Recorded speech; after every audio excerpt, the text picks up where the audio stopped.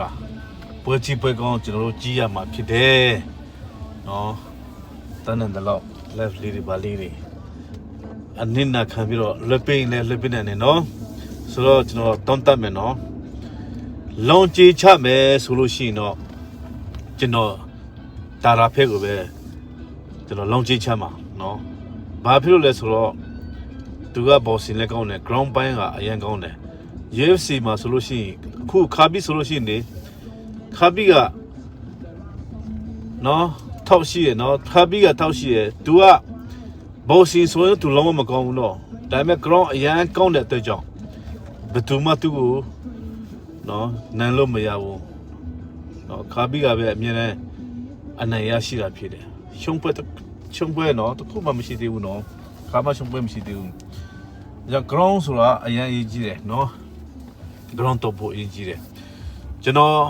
ဘသူ့ပို့ပြီးတော့အားပေးလေဆိုလို့ရှိရင်ဂျော်ဆိုဘာကိုပို့ပြီးတော့အားပေးတယ်ဘာဖြစ်လဲဆိုတော့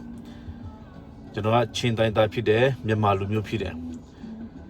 ကျွန်တော်တို့လူမျိုးကိုကျွန်တော်နိုင်ရှိချင်တာပေါ့ဒါပေမဲ့တကယ်လို့အဲ့လိုမျိုးလုံးချချမယ်ဆိုလို့ရှိရင်ထားတာဖေးကိုပဲကျွန်တော်လုံးချချမှာဘာဖြစ်လဲဆိုတော့ကျွန်တော်သူကနိုင်မယ်လို့ထင်တယ်ကျော်စောဘာမျက်စိမြင်တယ်လက်မြင်တယ်နော်ဒါပေမဲ့သူ ground ပိုင်းကတာရာပူကောင်းတဲ့အတွက်ကြောင့်မလို့ UFC ကတော့နော်အကောင်လုံးချုပ်လို့ရတယ်ထိုးလို့ရတယ်ဆိုတော့တာရာကအနိုင်ရရှိမယ်လို့ကျွန်တော်ကတော့ယုံကြည်တာပေါ့ဒါပေမဲ့အားပေးတာကတော့ကျွန်တော်ကျော်စောပိုင်းကိုအားပေးတယ်ကျွန်တော်မြန်မာလူမျိုးတွေကအားပေးချက်ကတော့ထောက်မဲ့နော်ဘယ်နိုင်ငံကမှ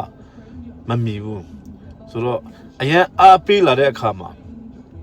ရှုံမှုတွေရှိတတ်တယ်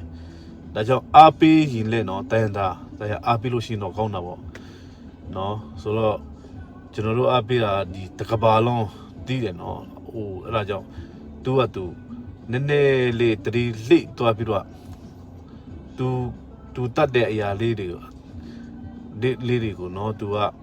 မိတ်ထားပြီးမှပရိသတ်ရဲ့အဲ့ဒီပရိသတ်မြန်မာပြည်ရဲ့ပရိသတ်ရဲ့ခွန်အားတွေကိုသူကယူမိလို့ရှိရင်အဲ့မှာနင့်နာတော့နိုင်တယ်